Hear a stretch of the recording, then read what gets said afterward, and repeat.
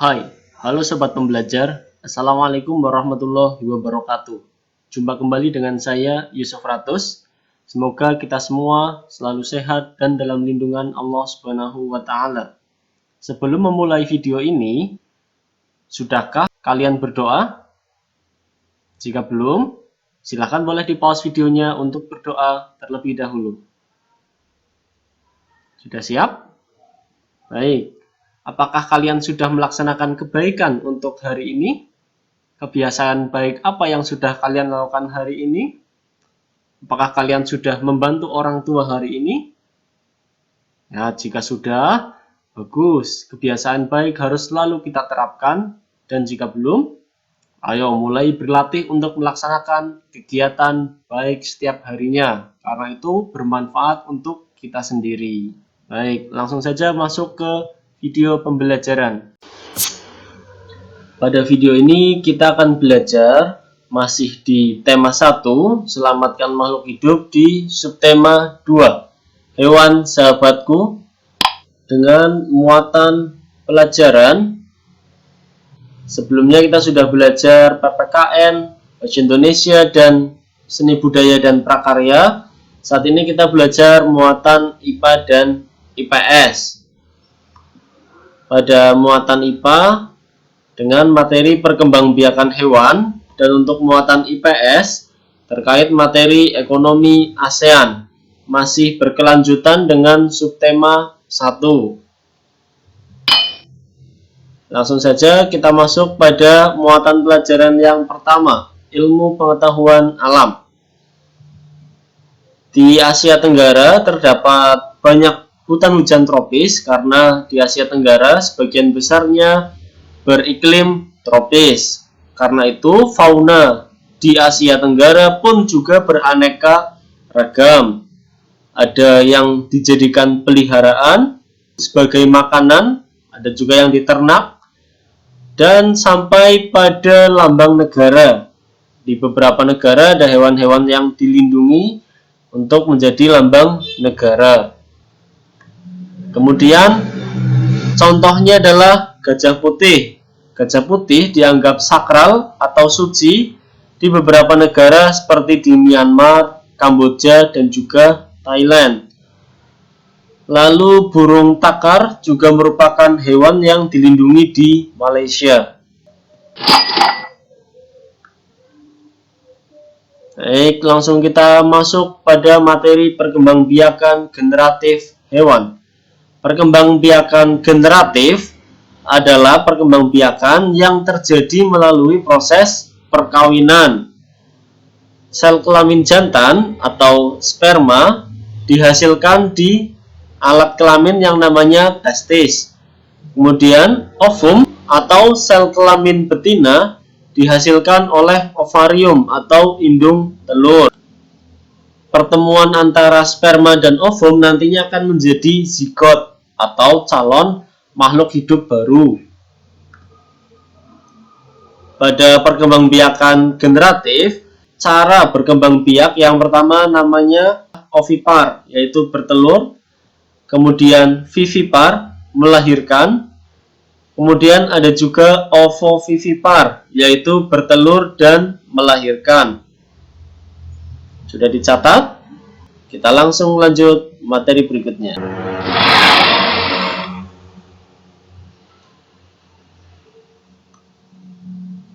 Ovipar, ciri-cirinya adalah tidak berdaun telinga, tidak memiliki kelenjar susu, tidak memiliki pori-pori di kulit, tetapi di dalam tubuhnya berbulu atau mempunyai bulu dan atau bersisik. Kemudian yang kedua adalah vivipar atau hewan yang berkembang biak dengan cara melahirkan.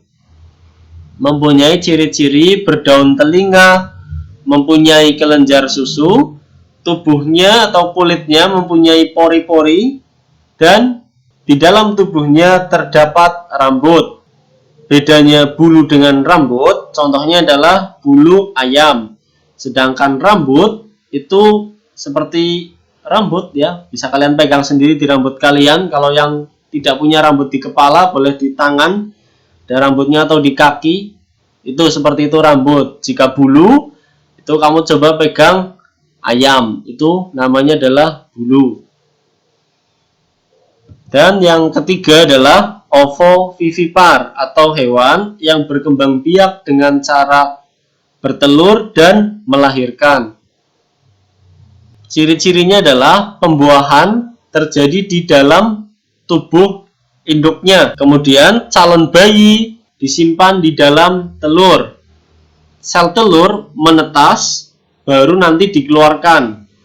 Maksudnya, hewan yang berkembang biak secara ovovivipar adalah hewan yang sebenarnya bertelur, namun telurnya disimpan di dalam tubuh atau badan induknya. Kemudian setelah menetas, baru dikeluarkan seolah-olah seperti melahirkan. Ini adalah hewan ovovivipar. Sudah dicatat? Baik, kita lanjutkan.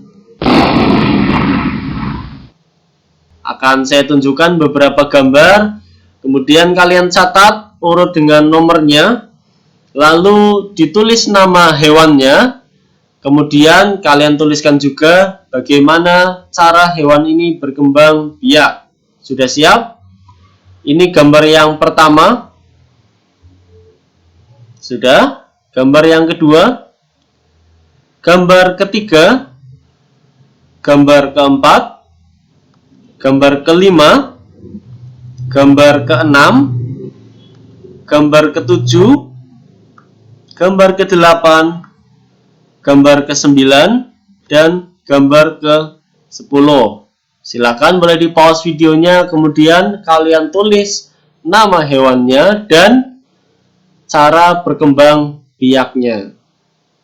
Sudah? Kita lanjutkan materi berikutnya. IPS dengan materi kesamaan karakteristik ekonomi negara-negara di ASEAN. Kemudian kegiatan ekonomi di ASEAN. Baik, potensi ekonomi negara ASEAN. Kebanyakan negara di Asia Tenggara mempunyai kegiatan ekonomi di bidang pertanian, perkebunan, perikanan, kelautan, tambang, dan juga pariwisata. Baik, kita lanjutkan.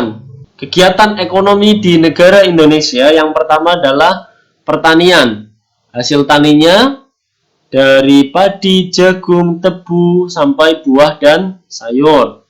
Hasil tambangnya sangat banyak, hampir semua ada di tambang Indonesia. Kemudian untuk pariwisata, Indonesia juga sangat maju karena kekayaan alam dan kekayaan budayanya menjadikan Indonesia menjadi tujuan wisata utama di dunia. Sudah dicatat? Baik, kita lanjutkan. Kegiatan ekonomi negara Malaysia, selain pertanian dan pertambangan, ada juga industri dan juga kehutanan. Dan yang menjadi komoditas ekspor andalan negara Malaysia adalah karet. Karet menjadi komoditas ekspor andalan atau utama di Malaysia. Perlu digarisbawahi. Sudah dicatat? Bagus, kita lanjut ke kegiatan ekonomi negara Brunei Darussalam. Ada perdagangan dan pertambangan. Ini merupakan negara terkaya di ASEAN karena terdepan dalam ekspor per kapita. Artinya adalah ekspor per orangnya itu paling tinggi di ASEAN. Sudah dicatat? Baik, kita lanjut pada kegiatan ekonomi negara Singapura. Ini merupakan negara transit teramai di Asia, merupakan jalur perdagangan laut lintas benua dan jalur perdagangan udara tingkat dunia. Negara yang berpendapatan paling tinggi di ASEAN adalah negara Singapura. Andalan dari Singapura adalah perdagangan dan perindustrian. Lalu hasil industri dari Singapura itu mesin, alat transportasi, alat elektronik, bahan kimia, dan olahan minyak. Baik olahan minyak jadinya ataupun juga mesin pengolah minyak juga diproduksi di Singapura. Sudah dicatat? Bagus, kita lanjutkan. Kegiatan ekonomi negara Filipina. Pertanian, hasil panennya padi, kelapa, kemudian ada abaka, ini sejenis pisang, kemudian nanas, gula, dan juga kopra. Untuk pertambangannya ada kobalt, biji tembakau, emas, nikel, biji besi, dan minyak bumi. Kemudian di Filipina juga terdapat industrial. Lanjut ke negara Kamboja. Pertanian di sepanjang Sungai Mekong dan Danau Tonle Sap.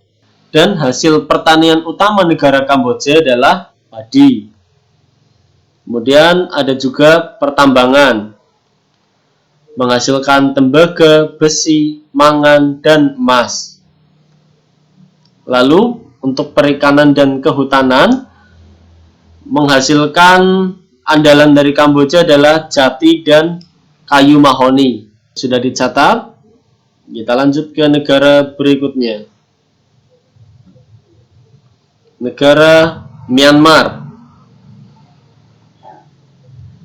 Kegiatan ekonomi negara Myanmar juga berpusat pada pertanian, salah satu penghasil padi terbesar di Asia Tenggara. Hasil pertanian yang lain selain padi adalah kapas, kacang tanah, dan juga tembakau. Lalu juga ada sektor perkebunan, ada tebu dan juga kayu jati.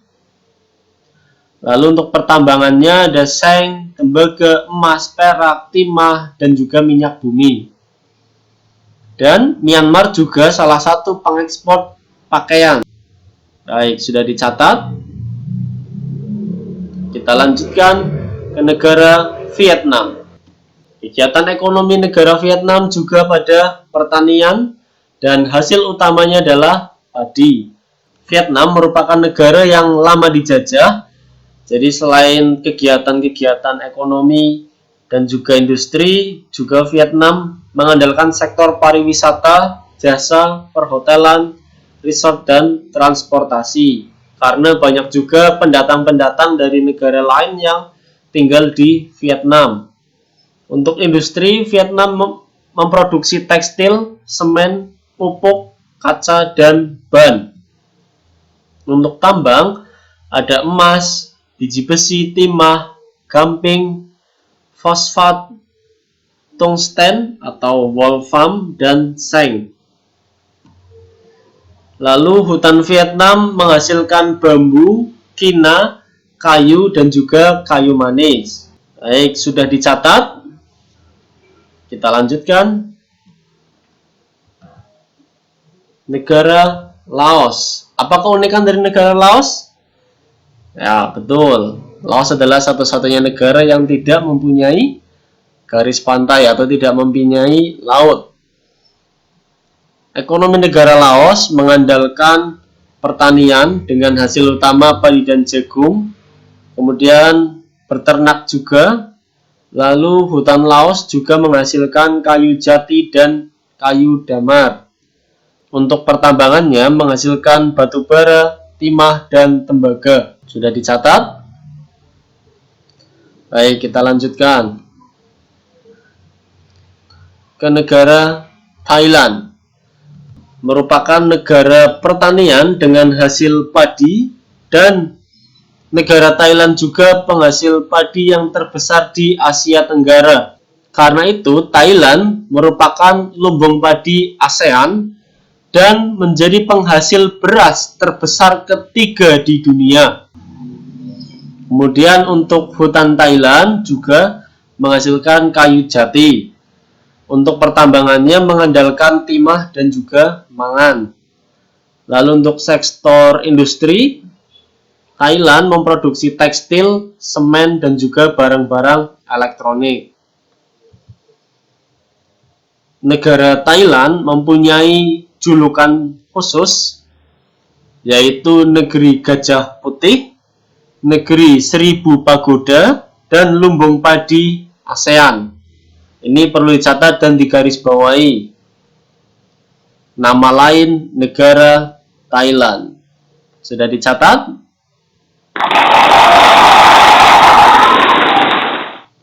Baik, sampai di sini dulu pembelajaran kita hari ini. Silakan bisa dipelajari dan selalu latihan soal agar kalian terbiasa untuk menyelesaikan permasalahan. Mungkin cukup sekian, silakan bisa berdoa masing-masing. Wassalamualaikum warahmatullahi wabarakatuh.